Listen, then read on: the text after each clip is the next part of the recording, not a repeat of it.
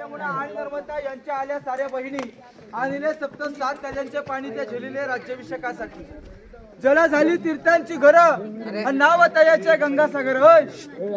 म्हणून या तलावाचं नाव तीर्थ गंगासागर तलाव असं म्हणतात. तर रायगड किल्ल्यावरची अभिमानाची गोष्ट अशी आहे की रायगड किल्ल्यावर कधी पाण्याची टंचाई येत नाहीये.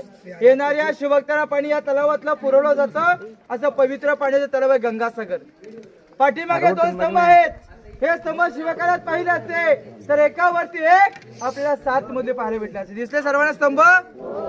मग हे त्यावेळेला एकावर एक 7 मध्ये असतील तेव्हा या किल्ल्याची ताई त्यावेळेला या किल्ल्याची वरचं वैभव काय असेल, किल्ल्याची शोभा काय असेल, कारण की समोरची किल्ल्याची बाजू आहे.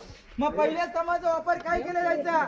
महाराजांच्या राण्या सायंकाळी 4 वाजले ना की थंड हवा खाण्यासाठी याच्यामध्ये इतिहासामध्ये सप्त मंदिर असं म्हणतात. 2 नंबरचा हा विजय स्तंभ याच्या 7व्या मजल्यावरती